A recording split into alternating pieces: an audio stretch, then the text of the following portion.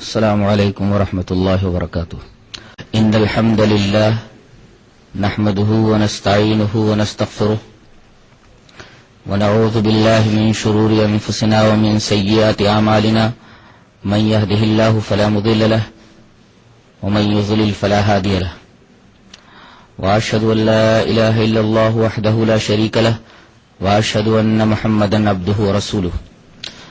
يا أيها الذين آمنوا اتقوا الله حق تقاته ولا تموتن إلا وأنتم مسلمون.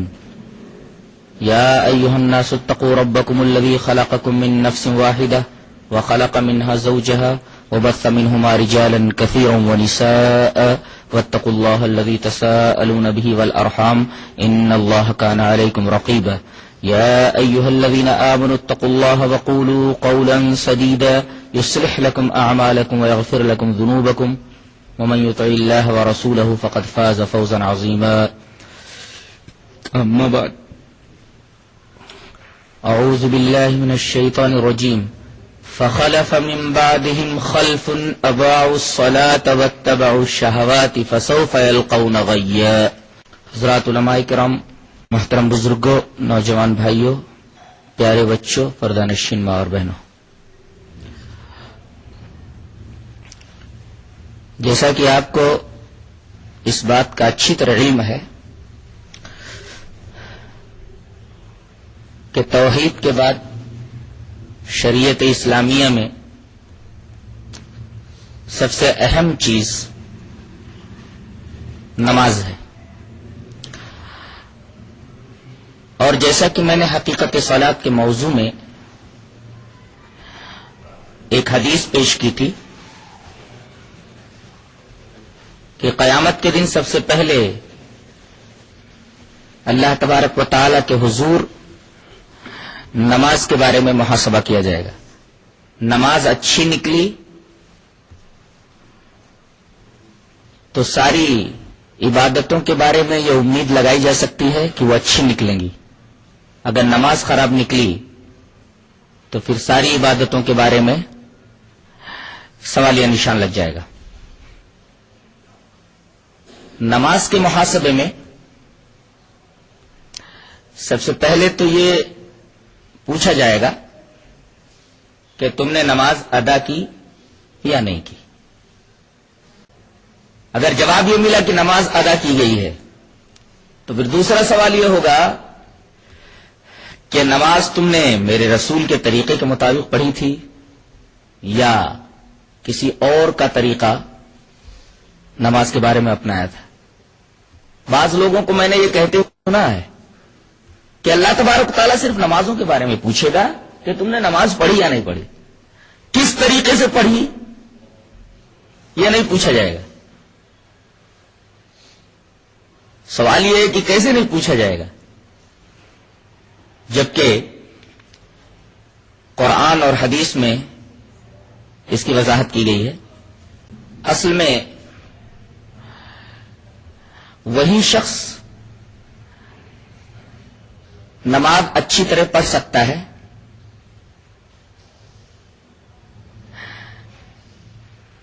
جو نماز کی جستجو کرے گا کہ صحیح طریقے سے نماز کس طرح پڑھی جائے. اگر اس بارے میں اسے جستجو نہیں ہوگی کہ نماز کا صحیح طریقہ کیا ہے، نبی کریم صلی اللہ علیہ وسلم نے کس طریقے سے نماز پڑھی ہے، تو پھر وہ صحیح طریقے سے نماز نہیں پڑھ پائے گا. اللہ تبارک و تعالیٰ نے ارشاد فرمایا قل ان صلاتي ونسكي ومحياي ومماتي لله رب العالمین. آپ کہہ دیجئے بے شک میری نماز، میری قربانی، میرا مرنا، میرا جینا سب اللہ کے لیے ہے. اگر یہ تصور انسان کے ذہن میں آ جائے کہ میری نماز ہونی چاہیے تو ظاہر ہے کہ وہ یہ سوچے گا کہ نماز کا کون سا طریقہ اللہ کو محبوب ہوگا اور نماز کا کون سا طریقہ اسے مطلوب ہے. پھر آٹومیٹیکلی وہ نماز کے صحیح طریقے کی تلاش میں لگ جائے گا. حدیث پاک بھی آپ کے سامنے پیش کی گئی تھی. دوبارہ وہ حدیث میں آپ کے سامنے پیش کر دیتا ہوں. وعن ابي قلابة حدثنا ابو سليمان مالك بن الحويرث قال لنا رسول الله صلى الله عليه وسلم صلوا كما رأيتموني أصلي فإذا حضرت الصلاة فليؤذن لكم أحدكم وليؤمكم أكبركم. رواه البيهقي في السنن الكبرى. حضرت مالک ابن حویرث فرماتے ہیں کہ ہم سے نبی کریم صلی اللہ علیہ وسلم نے ارشاد فرمایا کہ تم لوگ اسی طرح نماز پڑھو جس طریقے سے تم نے مجھے نماز پڑھتے ہوئے دیکھا ہے. یہ حکم ہے کہ نماز وہی اللہ تبارک و تعالی کو محبوب ہوگی اور مطلوب ہوگی جو نماز میرے طریقے کے مطابق ہوگی. ورنہ آپ یہ نہ فرماتے کہ تم لوگ نماز اسی طریقے سے پڑھو جس طریقے سے تم نے مجھے پڑھتے ہوئے دیکھا ہے. تو آئیے دیکھتے ہیں کہ نبی کریم صلی اللہ علیہ وسلم کی نماز کیا تھی, یعنی محمدی نماز کون سی ہے. نبی کریم صلی اللہ علیہ وسلم نے نماز میں سب سے پہلے یہ حکم دیا ہے کہ تم لوگ اپنی صفیں درست کر لو. سیسا پلائی ہوئی دیوار کی طرح کھڑے ہو جاؤ, صفوں کے درمیان کہیں خلل نہ رہ جائے. صلات کے مکمل ہونے کے لیے تسویہ صفوف ضروری ہے. اب یہ تسویہ صفوف کس طریقے سے ہو صحابہ کرام نے اپنے عمل سے بتا دیا ہے. روایت اس طرح ہے, وعن انس رضی اللہ تعالی عنہ عن النبی صلی اللہ علیہ وسلم قال اقیموا صفوفکم فانی اراکم من وراء ظہری وكان احدنا يلزق منكبه بمنكب صاحبه وقدمه بقدمه. رواه البخاری فی کتاب الصلاۃ. حضرت انس فرماتے ہیں کہ نبی کریم صلی اللہ علیہ وسلم نے یہ ارشاد فرمایا کہ تم لوگ صفوں کو درست رکھو. اقیمو کا لفظ ہے. اقامت کے اندر ساری باتیں آ گئی, کہیں خلل نہ رہ جائے, صف ٹیڑھی نہ رہ جائے. تو تم لوگ اپنی صفوں کو بالکل قائم رکھو, سیدھا رکھو. بے شک میں اپنے پیٹھ کے پیچھے سے بھی دیکھتا ہوں. اس حکم کو سننے کے بعد حضرت انس فرماتے ہیں کہ ہم میں سے ہر ایک, وَكَانَ أَحَدُنَا, ہم میں سے ہر ایک اپنے ساتھی کے کندھے سے اپنا کندھا ملا دیتا تھا اور اپنے ساتھی کے قدم سے اپنا قدم ملا دیتا تھا. تو نماز میں پہلی چیز صفوں کی درستگی ہے. اس کے بعد دوسری اہم چیز ہے کہ جب نماز کے لیے اقامت کہہ دی جائے تو پھر آدمی کوئی نماز نہ پڑھے, فوراً صف کے اندر شامل ہو جائے, جماعت میں شامل ہو جائے. اس لیے کہ صلاۃ مفروضہ کی اقامت کے بعد کوئی نماز نہیں رہ جاتی. ایک آدمی نے اس طریقے کی حرکت کی تھی. امام احمد رحمہ اللہ اس واقعے کو, اس حدیث کو اپنے مسند کے اندر اس طرح لائے. وعن ابن عباس رضی اللہ تعالی عنہما قال اقیمت صلاۃ الصبح فقام رجل يصلي ركعتين فجذب رسول الله صلى الله عليه وسلم بصوبه فقال اتصلي الصبح اربعا. رواه احمد في مسنده. حضرت ابن عباس فرماتے ہیں کہ فجر کی نماز کے لیے اقامت کہہ دی گئی, اقامت ہو گئی. اس کے بعد نبی کریم صلی اللہ علیہ وسلم نے یہ دیکھا کہ ایک آدمی نے اقامت کہے جانے کے بعد بھی 2 رکعت سنت پڑھنی شروع کر دی ہے. آپ نے اس کا کپڑا زور سے کھینچا اور اس کے کان میں کچھ کہا. جب نماز ختم ہو گئی اور نبی کریم صلی اللہ علیہ وسلم حجرہ شریفہ میں تشریف لے گئے تو اس آدمی کو صحابہ کرام نے گھیر لیا اور کہا کہ ہمیں یہ تو بتا, نبی کریم صلی اللہ علیہ وسلم نے تیرا کپڑا زور سے کھینچ کر کے تجھ سے کیا کہا تھا. اس آدمی کا چہرہ پیلا پڑ رہا تھا. اس آدمی نے یہی کہا کہ رسول اللہ صلی اللہ علیہ وسلم نے میرا کپڑا کھینچ کر کے یہ کہا کہ تو صبح کی نماز 4 رکعت پڑھ رہا ہے, فجر کی نماز جو فرض ہے وہ 2 رکعت ہے, تو 4 رکعت رکعت فرض کی نماز پڑھ رہا ہے. اس کا مطلب یہ کہ فجر کی نماز یا کسی بھی فرض نماز کی اقامت کہہ دی جائے اور کوئی آدمی کھڑا ہو کر کے سنتیں پڑھنے لگے تو یہ رسول اللہ صلی اللہ علیہ وسلم کی سنت کی سخت خلاف ورزی ہے. 2 رکعت نماز فجر تو آپ نے 4 رکعت کہا کہ اگر کوئی آدمی فجر کی اقامت ہونے کے بعد اگر سنت پڑھتا ہے تو در حقیقت وہ فجر کی نماز فرض 4 رکعت پڑھتا ہے. اس کے بعد اللہ اکبر کہہ کر کے سینے پر ہاتھ باندھ لے. اس کو تکبیر تحریمہ کہتے ہیں. اس کو تحریمہ اس وجہ سے کہتے ہیں کہ اس کے بعد ہر چیز اس کے اوپر حرام ہو جاتی ہے. تکبیر تحریمہ کی کیفیت کیا ہو؟ علامہ البانی نے اس کی کیفیت بتائی ہے کہ انگلیاں کھلی ہوئی ہونی چاہیے. رسول اللہ صلی اللہ علیہ وسلم نے ہمیں یہ تعلیم دی ہے کہ تکبیر تحریمہ کے وقت جب ہاتھ اٹھایا جائے تو ہاتھوں کی انگلیاں کھلی ہوئی ہوں اور ہتھیلی قبلے کی طرف ہو. انگلیاں کھلی ہوئی ہوں اور ہتھیلی قبلہ کی طرف ہو.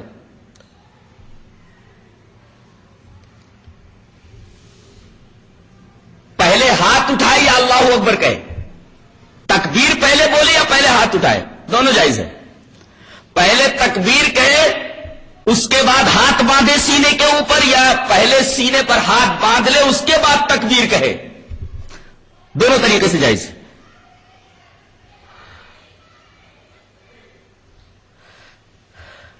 سینے پر ہاتھ کس طرح باندھے، کیفیت کیا ہو؟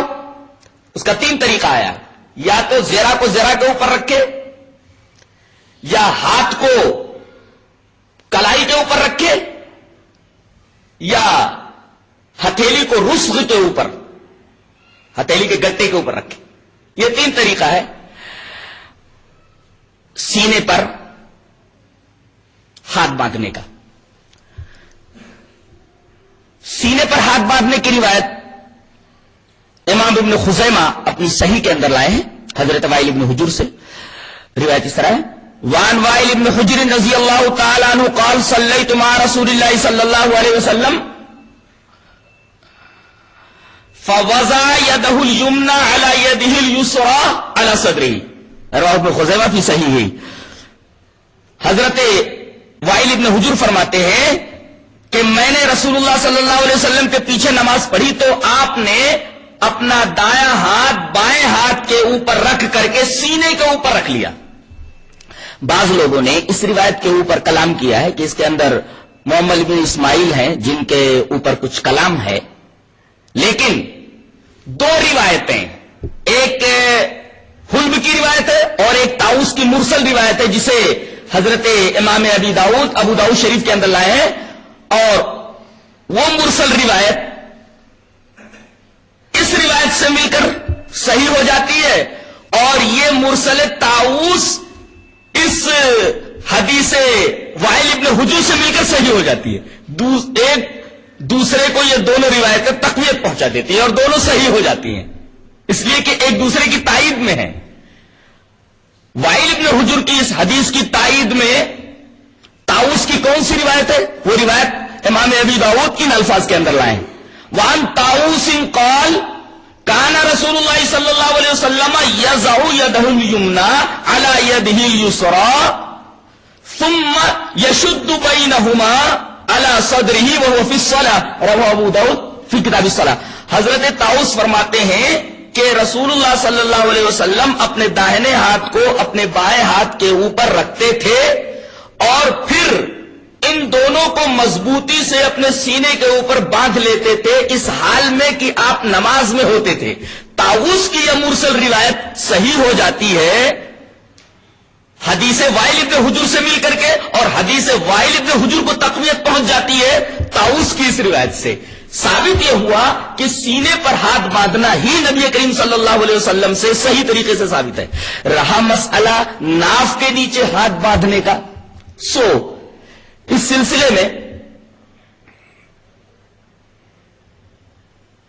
حضرت علی کی ایک روایت ملتی ہے، وہ بھی ابو داؤد میں ہے.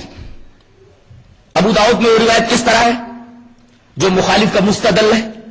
روایت اس طرح ہے: وعن ابی جحیفۃ ان علی رضی اللہ تعالی عنہ قال من السنۃ وضع الکف علی الکف فی الصلاۃ تحت السرہ، رواہ ابو داؤد فی کتاب الصلاۃ.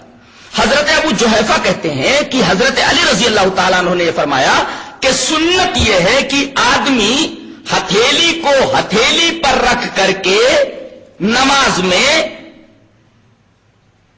ناف کے نیچے نیت باندھ لے. یہ حنفیہ کا مستدل ہے. وہ کہتے دیکھو ہمارے پاس بھی دلیل ہے، اگر تمہارے پاس سینے پر ہاتھ باندھنے کی دلیل ہے تو ہمارے پاس ناف کے نیچے ہاتھ باندھنے کی دلیل موجود ہے.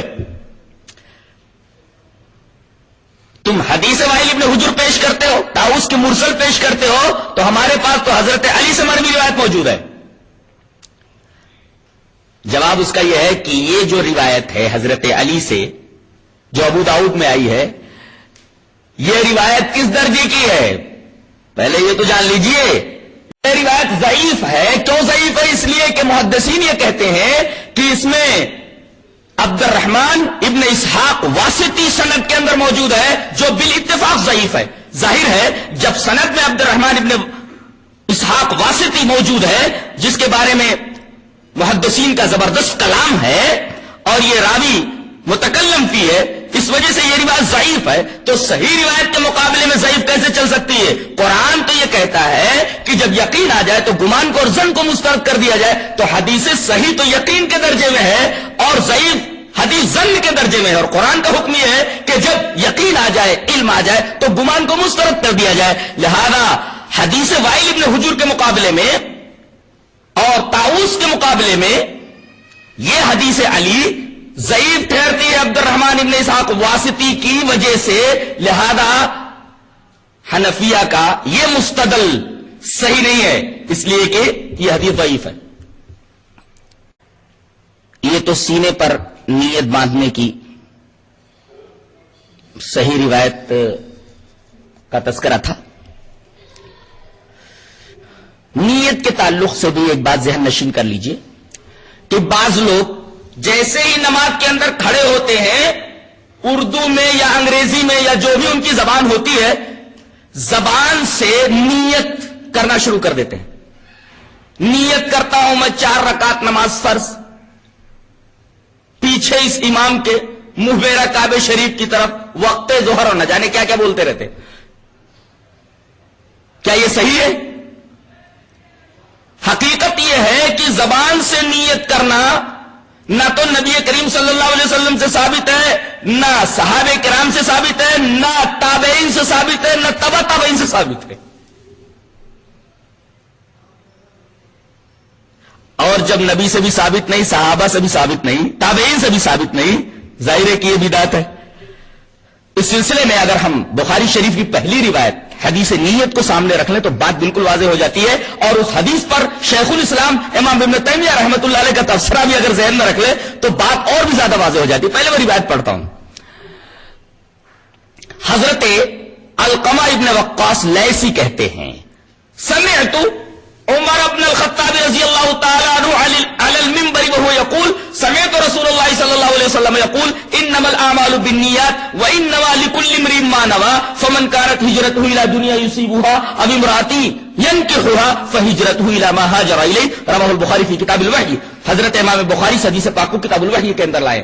حضرت علقمہ ابن وقاص لیثی کہتے ہیں کہ میں نے حضرت عمر کو منبر پر کہتے سنا، علی المنبر یقول، کہ میں نے نبی کریم صلی اللہ علیہ وسلم کو یہ فرماتے سنا، کیا؟ انما الاعمال بالنیات، عملوں کا دار و مدار نیت پر ہے. حدیث کے اندر خود دیکھ لیجئے کہ عمل الگ ہے، نیت الگ ہے. انما الاعمال بالنیات، عمل آدمی کن کن اعضاء سے کرتا ہے؟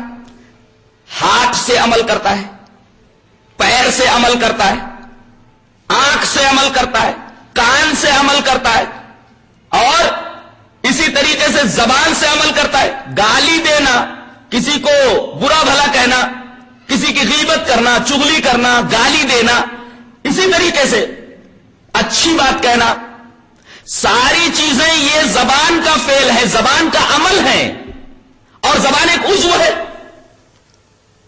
گویا زبان کا ایک عمل ہے اور زبان عضو ہے بدن کا. اور اللہ تبارک و تعالی نے اپنے رسول کے ذریعے اس حدیث میں ہمیں یہ بتا دیا ہے کہ نیت الگ ہوتی ہے، اعمال الگ ہوتے ہیں. انما الاعمال بالنیات، عملوں کا دار و مدار نیت کے اوپر ہوتا ہے.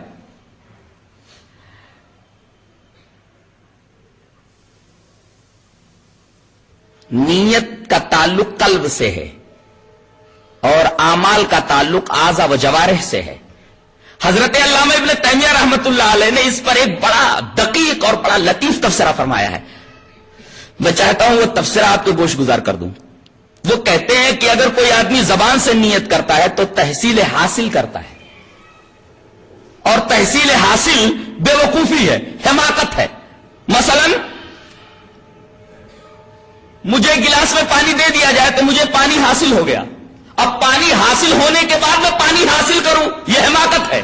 جو چیز حاصل ہو گئی اس کو حاصل کرنا حماقت ہے، اس کو حاصل کرنے کی کوشش کرنا حماقت ہے. جو چیز مل گئی اس کو تلاش کرنے کا کیا مطلب ہے، اس کو حاصل کرنے کا کیا مطلب ہے؟ اس کو کہتے ہیں تحصیل حاصل. اب جب دل نے نیت کر لی، دل میں نیت ہو گئی، تو پھر اب زبان سے نیت کرنے کا کیا مطلب ہوا؟ یہ تو تحصیل حاصل ہوا. جو چیز پہلے سے حاصل ہو چکی ہے اس کو آدمی حاصل کر رہا ہے. بہت لطیف تبصرہ ہے اور در حقیقت علامہ ابن تیمیہ رحمت اللہ علیہ کے رفعت علم کی دلیل ہے.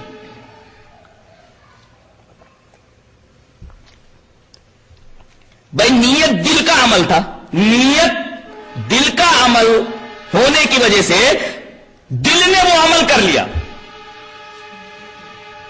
اب وہ چیز حاصل ہو گئی. اب دوبارہ آدمی اس کو زبان سے بولتا ہے، اس کا مطلب تحصیل حاصل کا ارتکاب کرتا ہے، اور تحصیل حاصل حماقت کے سوا کچھ نہیں ہے.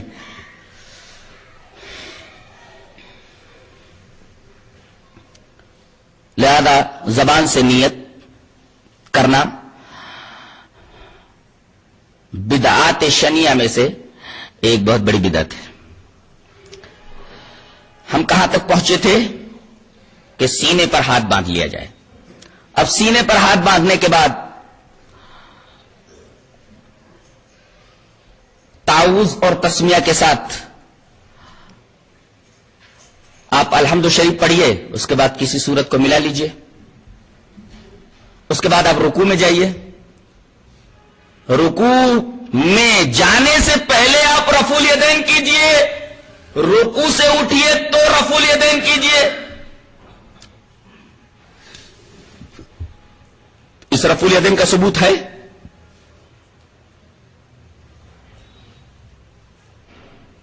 اس سلسلے میں ایک روایت نہیں، تقریباً 400 احادیث آئی ہیں. اللہ، جس میں 50 صحابہ کرام روایت کرنے والے ہیں. 50 صحابہ کرام رفع الیدین کی احادیث کو روایت کرتے ہیں. جلال الدین سیوطی رحمت اللہ علیہ نے فرمایا کہ حدیث رفع الیدین رواہ 50 صحابیا، رفع الیدین کی حدیث کو 50 صحابہ کرام نے روایت کیا ہے. اور علامہ مجد الدین فیروز آبادی مصنف قاموس، وہ اپنی کتاب سفر السعادہ کے اندر لکھتے ہیں کہ رفع الیدین کے ثبوت میں تقریباً 400 احادیث موجود ہیں. میں اس میں سے ایک روایت جو بخاری کے اندر ہے وہ میں پیش کرنا چاہتا ہوں. روایت اس طرح ہے: وان ابی قلابۃ انہ رأى مالک بن الحویرث اذا صلى كبر ورفع يديه واذا اراد ان يركع رفع يديه واذا رفع راسه رفع يديه وحدث ان رسول اللہ صلی اللہ علیہ وسلم صنع هكذا رواه البخاری فی کتاب الصلاۃ. حضرت امام بخاری حدیث پاک کو ایسے کتاب الصلاۃ کے اندر لائے. حضرت ابو قلابہ کہتے ہیں کہ انہوں نے مالک ابن حویرث کو دیکھا کہ مالک ابن حویرث جب نماز پڑھنا شروع کرتے، اذا صلى، جب نماز پڑھنا شروع کرتے تو تکبیر بولتے، کبر، اور تکبیر کے وقت رفع الیدین کرتے، کبر ورفع یدیہ، تکبیر تحریمہ کے وقت رفع الیدین کرتے. تو رفع الیدین کا ایک محل تو تکبیر تحریمہ کے وقت ہے. پھر وَإِذَا أَرَادَ أَن يَرْكَعَ، جب وہ رکوع کرنے کا ارادہ کرتے تو رکوع میں جانے سے پہلے رفع الیدین کرتے. وَإِذَا رَفَعَ رَأْسَهُ، اور جب رکوع سے اپنا سر اٹھاتے تو رفع یدیہ، تب رفع الیدین کرتے. یہ روایت بیان کرنے کے بعد ابو قلابہ کہتے ہیں کہ مالک ابن حویرث جب یہ عمل دکھلا رہے تھے، نبی کریم صلی اللہ علیہ وسلم کی نماز کا یہ طریقہ بتا رہے تھے، فارغ ہونے کے بعد وہ کہتے ہیں وحدثا، انہوں نے بیان کیا، ان رسول اللہ صلی اللہ علیہ وسلم صنع هكذا، نبی کریم صلی اللہ علیہ وسلم نے اسی طریقے سے کیا ہے. یہ نبی کریم صلی اللہ علیہ وسلم کا عمل ہے. اور ایک نکتہ اس میں اور بھی ہے، امام بخاری رحمۃ اللہ علیہ حضرت مالک ابن حویرث ہی کی روایت کو کیوں لائے ہیں؟ حضرت بہت بڑے فقیہ ہیں امام بخاری رحمۃ اللہ علیہ. مالک ابن حویرث کی روایت کو لا کر کے یہ بتانا چاہتے ہیں کہ یہ وہ صحابی ہے جو سن 9 ہجری کے اندر ایمان لائے. اس کے 1-1.5 سال کے بعد نبی کریم صلی اللہ علیہ وسلم کا انتقال ہو گیا. بہت تھوڑا عرصہ باقی تھا آپ کی حیات کا، اس کے بعد آپ کا انتقال ہو گیا. تو جب آخر زمان میں، آخر وقت میں یہ ایمان لائے ہیں اور یہ رفع الیدین کی روایت پیش کر رہے ہیں، اس کا مطلب یہ کہ رفع الیدین منسوخ نہیں ہے. آخر تک نبی کریم صلی اللہ علیہ وسلم یہ عمل فرماتے رہے. رفع الیدین کا نسخ ثابت نہیں ہے، اس کی کوئی ناسخ حدیث موجود نہیں ہے. اب آپ ترمذی کی وہ حدیث لا کر کے 400 احادیث کا معارضہ کریں گے.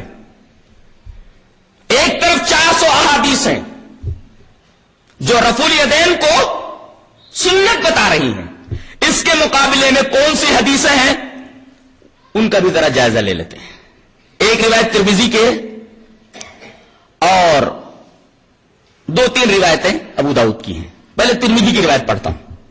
وعن علقمۃ قال قال عبد الله بن مسعود رضی اللہ تعالی عنہما الا اصلی بكم صلاة رسول اللہ صلی اللہ علیہ وسلم فصلى فلم يرفع يديه الا في اول مرة رواه الترمذی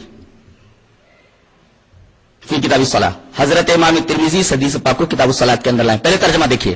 حضرت علقمہ فرماتے ہیں کہ عبداللہ ابن مسعود رضی اللہ تعالی عنہ نے فرمایا، کیا میں تمہیں نبی کریم صلی اللہ علیہ وسلم کی نماز پڑھ کر نہ بتا دوں کہ نبی کی نماز کیسی تھی؟ انہوں نے نماز پڑھی، فصلی، فلم يرفع يديه الا في اول مرة، تو انہوں نے رفع الیدین صرف ایک بار کیا. یہ روایت ترمذی شریف میں موجود ہے اور ترمذی نے اس حدیث کے اوپر حسن کا حکم لگایا ہے کہ یہ حدیث حسن ہے. اب اگر یہ حدیث حسن ہے تو عمل کیا جا سکتا ہے. کیا ایسا ہے کہ رفع الیدین صرف ایک بار کیا جائے؟ اس کا پہلا جواب،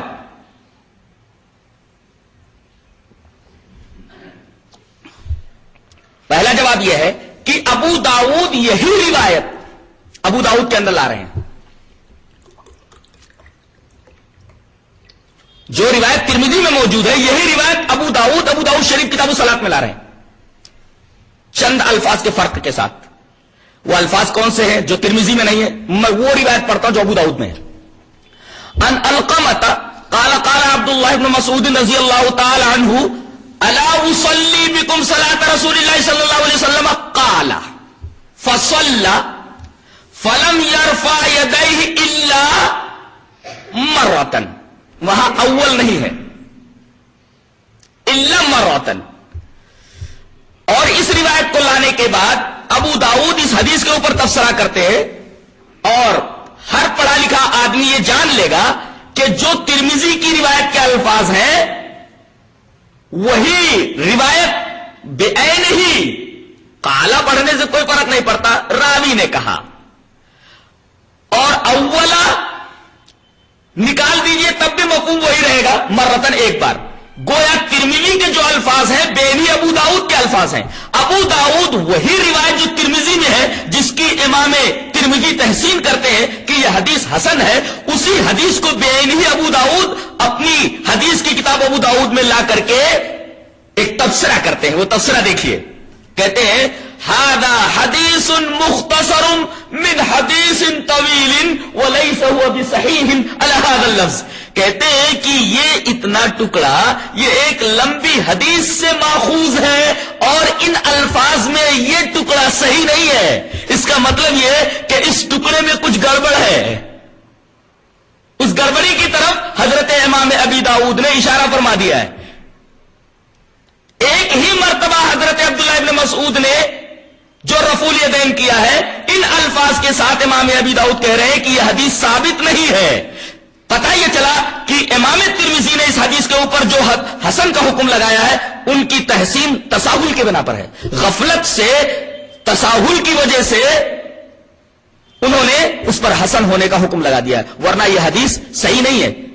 इसलिए कि अबू दाऊद के अलावा बड़े बड़े मुहद्दिसीन, जिसमें हजरत इमाम अहमद बिन हंबल हैं, हजरत अब्दुल्लाह इब्न मुबारक हैं, हजरत इमाम बुखारी हैं, हजरत इमाम राजी हैं, हजरत अबू हातिम हैं, हजरत इमाम दारकुतनी हैं, इसी तरीके से हजरत इब्न हिब्बान हैं, इन्होंने ये कहा है कि इल्ला फी अव्वल मर्रतिन वाली जो रिवायत है कि हजरत अब्दुल्लाह इब्न मसूद ने सिर्फ एक ही बार हाथ उठाया है, एक ही बार रफ़ुल यदैन किया है, एक ही बार, यह हदीस ज़ईफ है। इतने बड़े बड़े मुहद्दिसीन जिनका नाम अभी मैंने लिया, ये सब इस हदीस को ज़ईफ कह रहे हैं।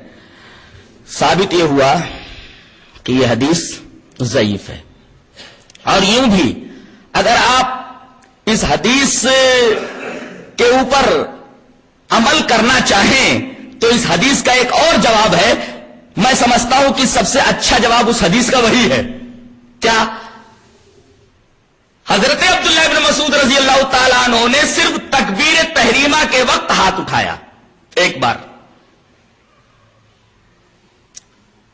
हदीस का हकीकी मतलब यह है कि तकबीर इंदल इफ्तिताह, नमाज शुरू करते वक्त जो तकबीर कही जाती है, उस तकबीर कहने के वक्त में एक ही मर्तबा हाथ को उठाया जाए, 2 बार या 3 बार या 4 बार मत उठाया जाए। तकबीर इंदल इफ्तिताह एक ही बार है, तो कौन इसका कायल नहीं है? कौन कहता है कि एक बार तकबीर तहरीमा करो, फिर दूसरी मर्तबा तकबीर तहरीमा बोलो, फिर तीसरी मर्तबा तकबीर तहरीमा के लिए हाथ उठाओ? एक ही मर्तबा तकबीर तहरीमा के लिए हाथ उठाना है, बस। 2 मर्तबा नहीं, 3 मर्तबा नहीं, 4 मर्तबा नहीं। अगर यह मफहूम इस हदीस का ले लिया जाए तो फिर कोई तारुज और कोई मुआरजा दीगर सही अहादीस से सही ऐसे नहीं रहता।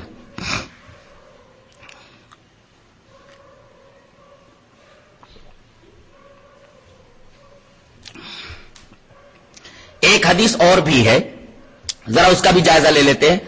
वो रिवायत भी अबू दाऊद में है, बरा इब्न आजिब से।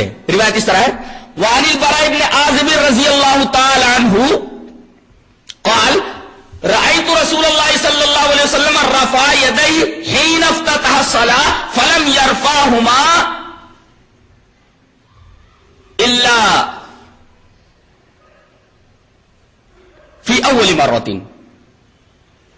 हजरत बरा इब्न आजिब फरमाते हैं, अबू दाऊद की ये रिवायत जो किताब सलाह के अंदर है, हजरत बरा इब्न आजिब फरमाते हैं कि मैंने रसूलुल्लाह सल्लल्लाहु अलैहि वसल्लम को देखा कि आपने जब नमाज का इफ्तिताह किया, आपने जब नमाज शुरू की तो आपने दोनों हाथों को एक ही बार उठाया। बरा इब्न आजिब की इस हदीस के अंदर एक खराबी है। اور یہ مخالف کا مستدل نہیں بن سکتی. کیوں؟ اس لیے کہ محمد ابن ابی لیلہ اس سند کے اندر ہے، اور محمد ابن ابی لیلہ کے تعلق سے کلام یہ ہے کہ یہ ضعیف ہیں. اب سند میں محمد ابن ابی لیلہ کے آنے کی وجہ سے یہ روایت ضعیف ہو گئی ہے، لہذا یہ روایت بھی قابل قبول نہیں ہے. اور برا ابن عازب ہی کی ایک روایت ابو داؤد میں اور بھی ہے، ثم لا یعود کا لفظ ہے، یا ثم لم یعودہ. ایک بار آپ نے تکبیر تحریمہ کے وقت ہاتھ اٹھایا، رفع الیدین کیا، اس کے بعد آپ نے رفع الیدین نہیں کیا. ثم لم یعودہ کا لفظ کہتے ہیں کہ مدرج ہے، یہ الفاظ بعد میں داخل کر دیے گئے حدیث کے اندر. حدیث حقیقی جو ہے اس کے الفاظ نہیں ہے، یہ بعد میں مدرج ہے، مدرج میں داخل کر دیے گئے، یعنی نبی کے الفاظ نہیں ہے یہ، اور نبی کا یہ طریقہ نہیں ہے.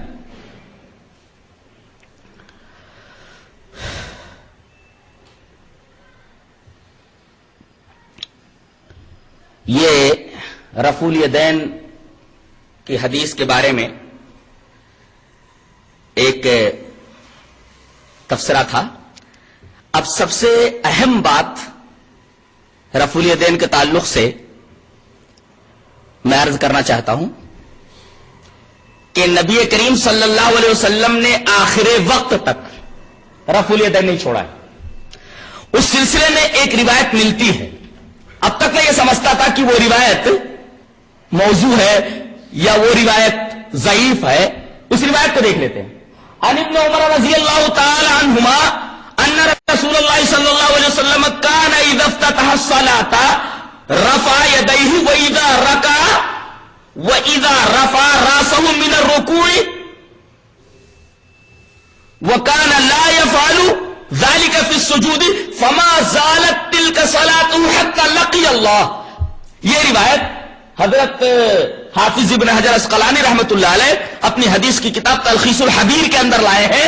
ترجمہ یہ ہے، حضرت ابن عمر رضی اللہ تعالیٰ عنہ فرماتے ہیں کہ رسول اللہ صلی اللہ علیہ وسلم جب نماز کو شروع کرتے تب رفع الیدین کرتے، جب رکوع کرتے تب رفع الیدین کرتے، اور جب رکوع سے سر اٹھاتے تب رفع الیدین کرتے، اور سجدے کے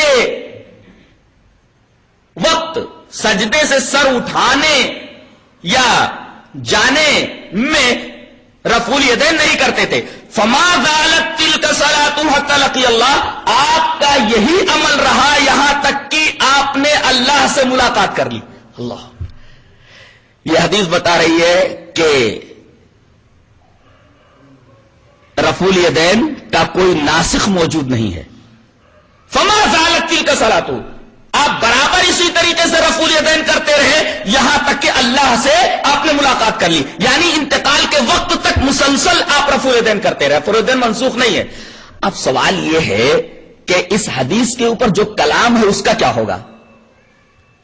کلام کیا ہے؟ اس میں دو راوی ہیں، ایک عبد الرحمن ابن قریش ہیں اور عبد الرحمن ابن قریش کے باپ ابن خزیمہ. عبد الرحمن ابن قریش ابن خزیمہ، ان کے بارے میں ذہبی نے یہ کہا ہے کہ یہ وضاعت، یعنی یہ حدیث گڑھا کرتے تھے، یہ اتہام ہے. سلیمانی نے یہ اتہام ذکر کیا ہے، لیکن حقیقت یہ ہے کہ یہ صرف تہمت ہے. کسی راوی کے بارے میں کوئی حکم لگانا الگ چیز ہے اور حکم کا ثابت ہونا الگ چیز ہے. کسی راوی کو ضعیف کہہ دیا جائے وہ ایک الگ چیز ہے، لیکن اس کا ضعف ثابت ہونا یہ الگ بات ہے. تو یہ اتہام لگایا گیا کہ وہ وضاع ہے، یعنی حدیث کے گڑھنے والے. لیکن یہ فقط اتہام ہے، اس لیے کہ لسان المیزان کے اندر خطیب بغدادی رحمت اللہ علیہ کا ایک قول ان کے بارے میں، عبد الرحمن ابن قریش ابن خزیمہ کے بارے میں، کہ لا یسمع عنہ الا خیرا، کہ ان کے معاملے میں خیر کے علاوہ کچھ نہیں سنا گیا. حضرت خطیب بغدادی نے جب ان کی توثیق کر دی، ان کی توصیف کر دی، تعریف اور مدح کر دی، اس کا مطلب یہ ہوا کہ سلیمانی نے جو وضاع ہونے کا تذکرہ کیا ہے یہ صرف تہمت ہے، تہمت ثابت نہیں ہوئی ہے. دوسرا راوی ہے اسما ابن محمد ابن ہشام. اسما ابن محمد ابن ہشام کے بارے میں ایک محدث ہے یحییٰ ابن قطان، وہ کہتے ہیں یہ جھوٹا ہے. یحییٰ ابن قطان نے کہا کہ یہ کذاب راوی جھوٹا ہے. اور اسی طریقے سے ابو حاتم ایک محدث ہے، وہ کہتے ہیں لیس بالقوی، یہ آدمی قوی نہیں ہے. لیکن یہاں حکم لگانے میں گڑبڑی جو ہے وہ یہ ہے کہ ایک ہے اسما ابن محمد ابن ہشام اور ایک ہے اسما ابن محمد ابن فضالہ. اس روایت کے طریق میں اسما ابن محمد ابن فضالہ ہے, اسما ابن محمد ابن ہشام نہیں ہے, جن کے بارے میں یحیی ابن قطان نے کہا کہ یہ کذاب ہے اور ابو حاتم نے کہا لیس بالقوی, یہ قوی نہیں ہے. در حقیقت یہ جرح اسما ابن محمد ابن ہشام کے اوپر ہے اور اس روایت کے طریق میں اسما ابن محمد ابن ہشام نہیں, اسما ابن محمد ابن فضالہ ہے. ان کے بارے میں اس طریقے کی جرح موجود نہیں ہے. تو یہ دو راوی تھے, عبد الرحمن ابن قریش ابن خزیمہ اور اسما ابن محمد ابن ہشام. اسما ابن محمد ابن ہشام کے بارے میں وضاح ہونے, یہ کذاب ہونے کا اور لیس بالقوی ہونے کی بات کہی گئی ہے. اسما ابن محمد ابن فضالہ جو اس روایت کے طریق میں ان کے اوپر یہ حکم نہیں ہے, لہذا یہ حدیث بالکل صحیح سالم ہے, جس سے ثابت یہ ہو جاتا ہے کہ نبی کریم صلی اللہ علیہ وسلم آخر وقت تک رفع الیدین کرتے رہے.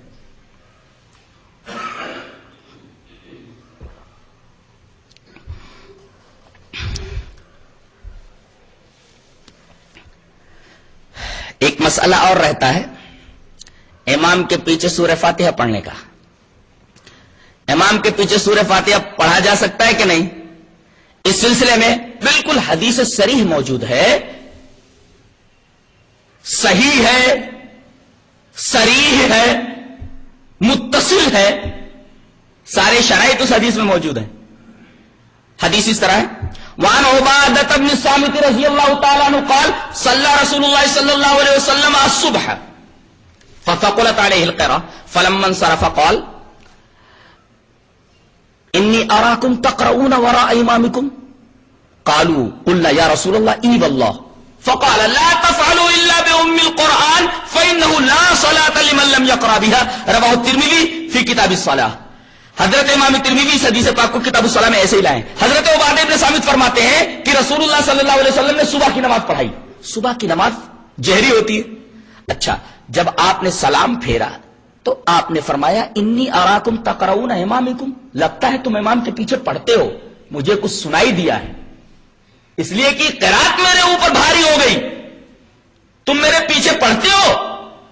قالوا, تو ان لوگوں نے کہا یا رسول اللہ ای واللہ, ہاں خدا کی قسم ہم آپ کے پیچھے پڑھتے ہیں. آپ نے کیا فرمایا؟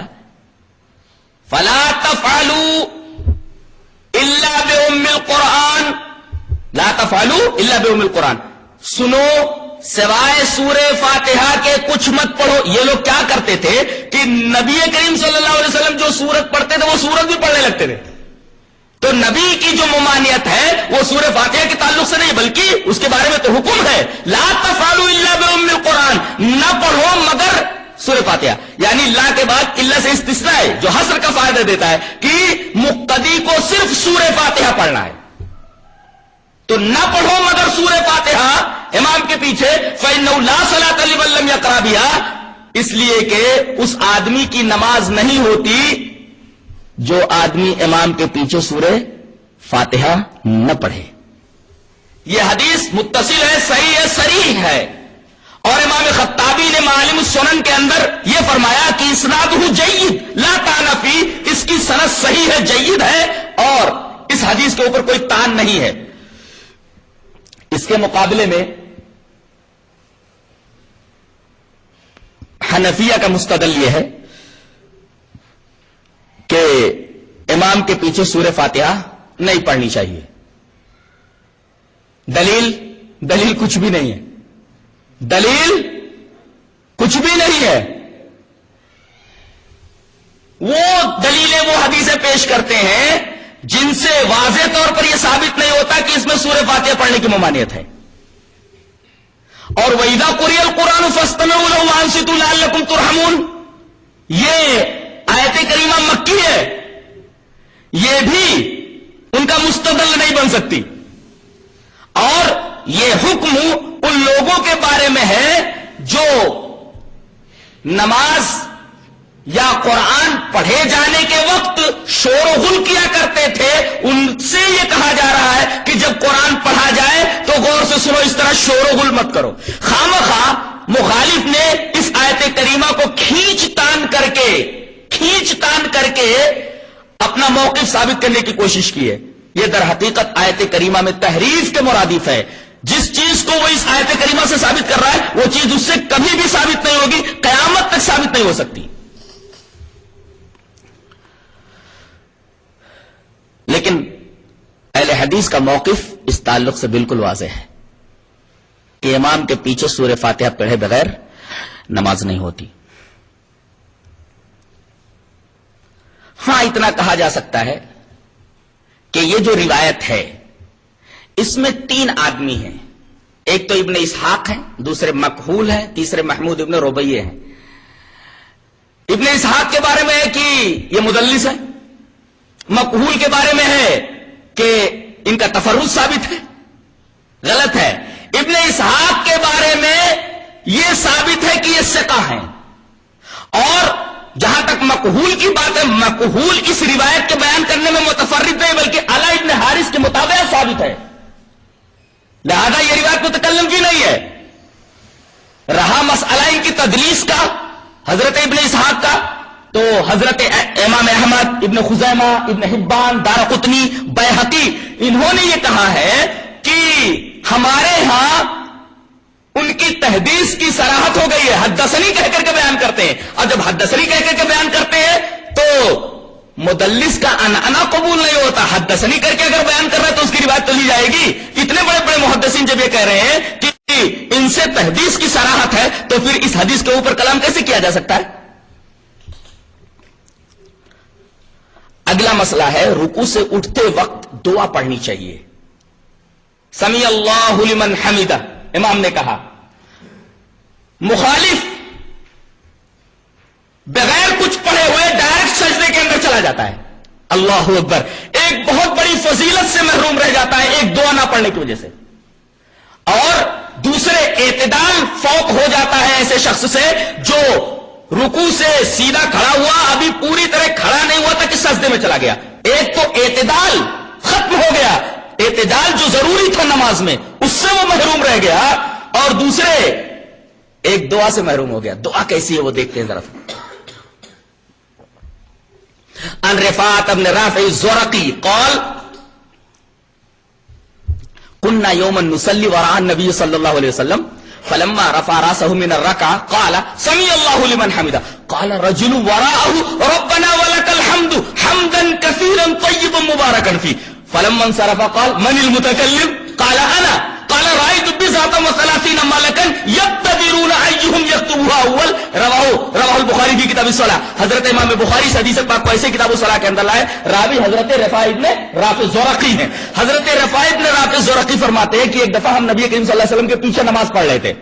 آپ نے جب رکوع سے سر اٹھایا تو کہا سمیع اللہ لمن حمدہ. پیچھے ایک آدمی تھا, قال رجل وراءہ, ایک آدمی پیچھے تھا, بولا ربنا ولک الحمد. کیا؟ ربنا ولک الحمد حمدا کثیرا طیبا مبارکا فی. جب نماز ختم ہوئی فلما انصرف, جب آپ نے سلام پھیرا تو پوچھا من المتکلم, یہ بولنے والا کون تھا؟ قال انا, وہ آدمی بولا کہ اللہ کے رسول میں نے یہ کلمات کہے. قال رسول اللہ صلی اللہ علیہ وسلم فرمایا ارے کیسے کلمات تیری زبان سے نکلے ہیں؟ رأیت بضعة وثلاثین ملکا, میں نے دیکھا کہ 30 سے زائد فرشتے سبقت لے جا رہے ہیں کہ کون سب سے پہلے ان کلمات کو لکھتا ہے. کھویا کہ یہ بڑے پیارے کلمات ہیں, رکوع کے بعد ان کلمات کو پڑھا جائے. ربنا ولک الحمد حمدا کثیرا طیبا مبارکا فیہ. آدمی سجدے میں گیا, سجدے سے اٹھنے کے بعد ابھی سیدھا بیٹھا نہیں کہ فوراً دوسرے سجدے میں چلا گیا. اللہ تبارک و تعالی نے یہاں اس آدمی سے بھی ایک دعا کی توفیق چھین لی ہے. نبی کریم صلی اللہ علیہ وسلم سے ایک اور دعا ثابت ہے 2 سجدوں کے درمیان, جیسے رکوع سے اٹھتے وقت یہ پیاری دعا نبی کریم صلی اللہ علیہ وسلم سے ثابت ہے. 2 سجدوں کے درمیان کون سی دعا ہے جس سے اہل حدیث کے علاوہ جو لوگ نماز پڑھتے ہیں دوسرے فرقے والے اس دعا سے محروم رہ جاتے ہیں؟ سیدھے پہلے سجدے سے اٹھے نہیں کہ کوے کے چونچ کی طرح دوسرا چونچ بھی مار دیا, دوسرا سجدہ کر لیا اور ایک دعا سے محروم رہ گئے. تو دعا کون سی ہے؟ روایت اس طرح ہے. وعن ابن عباس رضی اللہ تعالی عنہما ان النبی صلی اللہ علیہ وسلم کان یقول بین السجدتین اللہم اغفر لی وارحمنی وعافنی واہدنی وارزقنی. روایت صحیح ہے. اور رواہ ابو داؤد فی کتاب الصلاۃ. حضرت امام ابی داؤد اس حدیث پاک کو کتاب الصلاۃ کے اندر لائے ہیں. حضرت ابن عباس فرماتے ہیں کہ رسول اللہ صلی اللہ علیہ وسلم دونوں سجدوں کے درمیان کہا کرتے تھے. یہ کہا کرتے تھے استمرار کے لیے. زندگی بھر آپ نے ہر نماز میں یہ دعا پڑھی ہے 2 سجدوں کے درمیان. کیا؟ اللہم اغفر لی وارحمنی وعافنی واہدنی وارزقنی. اسی ترتیب کے ساتھ الفاظ ہیں. مخالف جتنے بھی گروہ ہیں جو اپنے آپ کو مسلمان کہتے ہیں، نماز پڑھتے ہیں، اس دعا سے محروم رہتے ہیں. سجدے سے پہلے سر اٹھاتے ہیں اور فوراً ہی کچھ پڑھے ہوئے اس حدیث اور اس دعا کو پڑھے بغیر فوراً سجدے میں چلے جاتے ہیں. کتنی بڑی دعا سے محروم ہو گئے. دعا کا ترجمہ کیا ہے؟ اے اللہ مجھے بخش دے، اللہم اغفر لی وارحمنی، اے اللہ بخش دینے کے ساتھ ساتھ میرے اوپر رحم فرما. وعافنی، مجھے معاف کر دے. واہدنی، مجھے ہدایت دے کہ میں زندگی بھر صراط مستقیم پر چلتا رہوں. وارزقنی، اور مجھے روزی دے. روزی دے، ہر چیز کی روزی دے. مجھے اولاد کا رزق دے، رزق حلال عطا فرما. ساری چیزیں اس دعا کے ذمہ میں آ گئی. کتنی بڑی دعا سے آدمی محروم ہو جاتا ہے. الحمدللہ اہل حدیث رکوع سے اٹھتے وقت جو دعا ہے اس پر بھی عامل ہے، اور 2 سجدوں کے درمیان یہ دعا جو نبی کریم صلی اللہ علیہ وسلم سے ثابت ہے اس پر بھی الحمدللہ ان کا عمل موجود ہے. ایک مسئلہ اور رہ گیا. امام جب غیر المغضوب علیہم ولا الضالین کہے تو آمین بولنا کیسا ہے؟ زور سے کہ دھیرے؟ جہرن کہنا چاہیے کہ سرن؟ اس سلسلے میں پہلی روایت امام بخاری بھی لائے ہیں اور اس کو امام مسلم بھی لائے. روایت اس طرح ہے. وعن ابی ہریرہ رضی اللہ تعالی عنہ ان رسول اللہ صلی اللہ علیہ وسلم قال اذا امن الامام فامنوا فانه من وافق تامینه تامین الملائکہ غفر له ما تقدم من ذنبه. وقال ابن شهاب كان رسول اللہ صلی اللہ علیہ وسلم یقول آمین. رواہ البخاری فی کتاب الصلاۃ. حضرت ابو ہریرہ فرماتے ہیں کہ رسول اللہ صلی اللہ علیہ وسلم نے ارشاد فرمایا جب امام آمین بولے تو تم آمین بولو. ظاہر ہے کہ وہ زور سے نہیں بولے گا تو پیچھے والے کیسے جو ہے آمین بولیں گے؟ یہ حدیث خود بتا رہی کہ امام آمین زور سے بولے گا اور پیچھے والے بھی امام کی آمین سن کر کے آمین بولیں گے.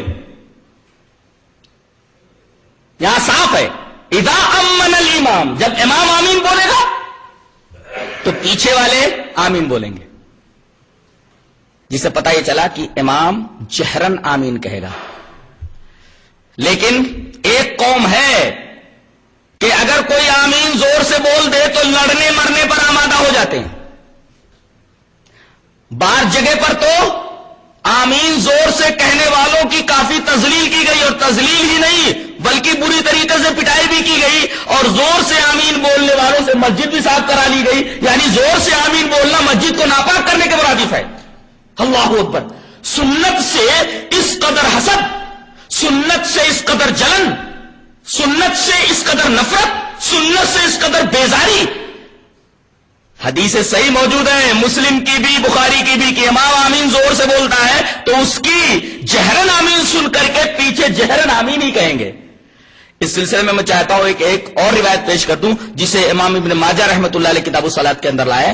روایت اس طریقے سے وعن ابن عباس رضی اللہ تعالی عنہما قال قال النبی صلی اللہ علیہ وسلم ما حسدتکم اليہود علی شیء ما حسدتکم علی آمین فاکثروا من قول آمین. رواہ ابن ماجہ فی کتاب الصلاۃ. حضرت امام ابن ماجہ اس حدیث پاک کو کتاب الصلاۃ کے اندر لائے ہیں. اس روایت کے اوپر ایک ہلکا سا کلام ہے، پہلے وہ کلام صاف کر لیتے ہیں. اس روایت کے طریق میں ایک راوی حضرت طلحہ ابن عمر اس روایت میں موجود ہیں. طلحہ ابن عمر کے بارے میں یہ کہا جاتا ہے کہ یہ ضعیف ہیں. ٹھیک ہے، ضعیف مان لیتے ہیں ان کو، لیکن ان کے ضعیف ہونے سے یہ روایت ضعیف نہیں ہو گئی، بلکہ اس حدیث کے شواہد موجود ہیں. یہ شواہد کن سے ہیں؟ حضرت انس سے ہیں، حضرت ابو ہریرہ سے ہیں، اور اسی طریقے سے حضرت عائشہ رضی اللہ تعالیٰ عنہ سے ہیں. جب اس حدیث کے شواہد موجود ہیں تو شواہد کی بنا پر یہ حدیث اگر ضعیف بھی ہو طلحہ ابن عمر کی وجہ سے تب بھی قابل استدلال ہے، یہ حدیث صحیح ہے۔ اس کلام کو صاف کرنے کے بعد سمجھ میں بات آئی کہ یہ حدیث صحیح ہے۔ اب ترجمہ دیکھ لیتے ہیں۔ حضرت ابن عباس رضی اللہ تعالیٰ عنہ فرماتے ہیں کہ نبی کریم صلی اللہ علیہ وسلم نے ارشاد فرمایا کہ زور سے آمین بولنے پر یہودیوں کو تم سے اتنا حسد ہوتا ہے کہ اتنا حسد وہ کسی چیز پر نہیں کرتے جتنا تمہارے آمین بولنے پر کرتے ہیں۔ اللہ، سوال یہ ہے کہ یہودی جب سنتے نہیں تھے آمین زور سے تو حسد کیسے کرتے تھے؟ اس کا مطلب یہ ہوا کہ جب امام بولتا تھا غیر المغضوب علیہم ولا الضالین تو پوری مسجد آمین کی آواز سے گونج اٹھتی تھی، یہاں تک کہ یہودی اگر باہر سے گزر رہا ہو تو اس کے کان میں آمین کی آواز پڑتی تھی، اور آمین کی آواز سن کر کے حسد سے، کینے سے، بغض سے، نفرت اور بیزاری سے مسلمانوں کے خلاف اس کا دل بھر جاتا تھا۔ اس لیے کہ آمین کا مطلب سمجھتے ہیں؟ ایک تو یہودیوں کے بارے میں امام بولتا ہے، کیا بولتا ہے؟ اے اللہ ہمیں ان لوگوں کے راستے پر چلانا جن لوگوں کے اوپر تو نے انعام کیا، اور ان لوگوں کے راستے پر نہ چلانا جو مغضوب علیہم ہے۔ مغضوب علیہم سے مراد یہودی سمجھتے تھے ہمارے بارے میں، ولا الضالین، اور نہ تو ان لوگوں کے راستے پر چلانا جو گمراہ ہو گئے۔ گمراہ سے مراد نصارہ سمجھتے تھے کہ ہم کو گمراہ کہا گیا ہے، اور اس پر پیچھے لوگ کیا بولتے تھے؟ آمین، اے اللہ اس بات کو قبول فرما لے۔ یعنی ہمیں یہودیوں کا راستہ مت دکھانا، یہودیوں کے راستے پر مت چلانا۔ یہ دعا کرتے ہیں آمین کے ذریعے کہ اس پر آمین کہنے کی وجہ سے یہودیوں کو جلن تو ہوگی، حسد تو ہوگا مسلمانوں سے۔ اسی وجہ سے نبی کریم صلی اللہ علیہ وسلم نے فرمایا کہ یہ حسد کرتے رہیں، فَأَكْثِرُوا مِنْ قَوْلِ آمین، بہت زیادہ آمین بولا کرو۔ یہ حدیث دو باتیں بتاتی ہے۔ پہلی بات تو یہ کہ زور سے آمین کہنے پر حسد کرنے والے یہودی ہیں، اور آج بھی جو زور سے آمین بولنے پر حسد کرتے ہیں اور جلن رکھتے ہیں اور طرح طرح کے القابات سے اہل حدیثوں کو نوازتے ہیں، در حقیقت ان کے اندر خون یہودیت موجود ہے، صفت یہودیت موجود ہے۔ اس حدیث کی روشنی میں جو آمین سے جلے، زور سے آمین کہنے پر کوئی ایکشن لے، در حقیقت اس کے اندر صفت یہودیت موجود ہے۔ یہ حدیث صاف طور پر بتا رہی ہے، میں نہیں کہہ رہا، یہ حدیث بتا رہی ہے۔ اور دوسری بات یہ معلوم ہوئی کہ زور سے آمین بولا کرو، زور سے آمین بولو، نبی کریم صلی اللہ علیہ وسلم کا حکم ہے۔ کثرت سے آمین بولو، یہ نبی کریم صلی اللہ علیہ وسلم کا حکم ہے۔ یہ جلتے ہیں تو جلتے رہیں۔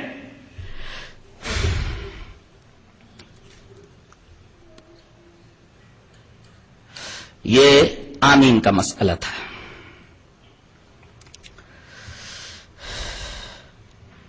ایک مسئلہ اور رہ جاتا ہے،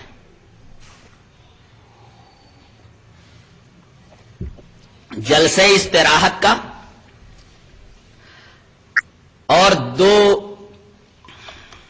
سجدوں سے آدمی جب قیام میں جاتا ہے، کھڑا ہوتا ہے، اہل حدیثوں کے علاوہ ان دو افعال کے اوپر جو نبی کے اعمال و افعال ہیں کوئی عمل نہیں کرتا۔ جلسے استراحت کسے بولتے ہیں؟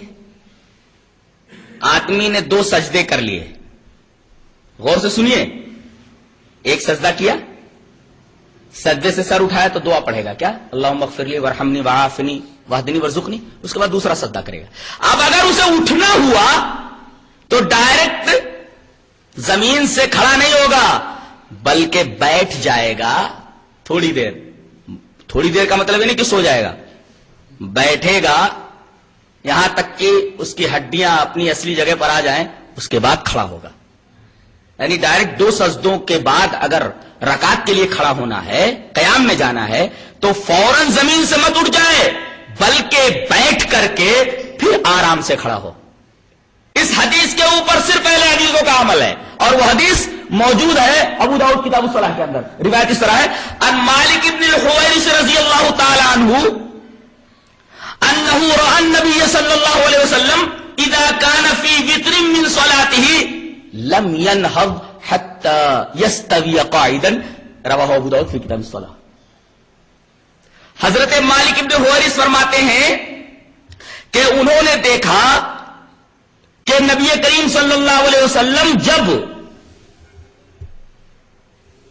نماز کی طاق رکعت میں ہوتے، اذا کان فی وتر من صلاتہ، نماز کی طاق رکعت میں ہوتے اور آپ کو 2 سجدوں کے بعد سیدھے کھڑا ہونا ہوتا تو آپ فوراً زمین سے قیام کے لیے نہیں کھڑے ہوتے تھے، بلکہ لم ينہض حتی یستوی قاعدا، آپ اس وقت تک نہیں اٹھتے تھے جب تک کہ آپ آرام سے بیٹھ نہ جائیں. 2 سجدوں کے بعد آرام سے بیٹھ جاتے تھے، اس کے بعد پھر کھڑے ہوتے تھے.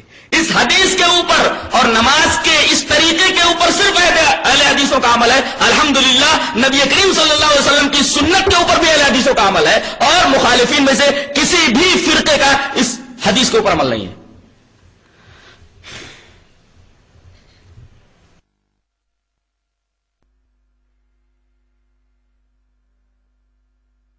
نبی کریم صلی اللہ علیہ وسلم اذا رفع عن السجدۃ الثانیہ، جب آپ دوسرے سجدے سے اٹھنے کا ارادہ فرماتے تو واعتمد علی الارض ثم قام، زمین پر آپ ٹیک لگاتے پھر کھڑے ہوتے. علامہ البانی کہتے ہیں ٹیک لگانے کا انداز یہ تھا، ٹیک لگانے کی کیفیت یہ تھی کہ آدمی یہ آٹا گوندنے کی کیفیت بنا لے. لیکن بعض لوگوں نے کہا کہ یہ حدیث العجن جو ہے، آٹا گوندنے والی جو روایت ہے، یہ صحیح نہیں ہے. بہرحال اگر یہ صحیح بھی نہ ہو تب بھی حدیث بخاری یہ کہہ رہی ہے کہ گھٹنے کا سہارا لے کر کے مت کھڑے ہو. نبی کریم صلی اللہ علیہ وسلم کا طریقہ مبارک یہ تھا کہ آپ واعتمد علی الارض، زمین کے اوپر آپ سہارا لیتے پھر کھڑے ہوتے. عام طور پر یہ دیکھا جاتا ہے کہ اہل حدیثوں کے علاوہ جو دیگر فرقے ہیں وہ زمین پر سہارا لے کر کے نہیں کھڑے ہوتے جیسا کہ رسول اللہ صلی اللہ علیہ وسلم کھڑے ہوتے تھے، بلکہ وہ گھٹنے کے اوپر ہاتھ رکھ کر کے سیدھے کھڑے ہوتے تھے. اس حدیث کے اوپر بھی الحمدللہ اہل حدیثوں کا عمل ہے کہ جیسے نبی زمین کا سہارا لے کر کے کھڑے ہوتے تھے، ایسے ہی اہل حدیث بھی زمین کا سہارا لے کر کے قیام کے لیے کھڑے ہوتے. اس لیے کہ روایت میں بالکل صاف لفظ موجود ہے علی الارض کا، واعتمد علی الارض ثم قام، کہ زمین پر آپ سہارا لیتے، نہ کہ گھٹنوں کا. دیکھا یہ جاتا ہے گھٹنے کا سہارا لیتے اور کھڑے ہو جاتے. نبی زمین کا سہارا لیتے تھے پھر کھڑے ہوتے تھے.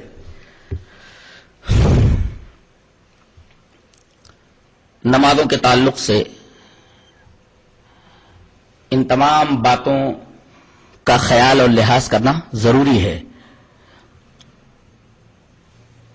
بڑے خوش نصیب ہیں وہ لوگ جو نبی کریم صلی اللہ علیہ وسلم کے ان اعمال کے اوپر جو آپ نے نماز کے اندر کیے ہیں عامل ہیں، اور بڑے بد نصیب ہیں وہ لوگ جو اس کے اوپر عامل نہیں ہیں، اور جو لوگ عامل ہیں انہیں برا بھلا کہتے ہیں اور ان کے خلاف زہر اگلتے رہتے ہیں. اللہ تبارک و تعالیٰ انہیں ہدایت دے اور ہمیں اچھی سمجھ اور اچھے عمل کی توفیق عطا فرمائے. آخر دعوانا الحمدللہ رب العالمین. السلام علیکم ورحمۃ اللہ وبرکاتہ.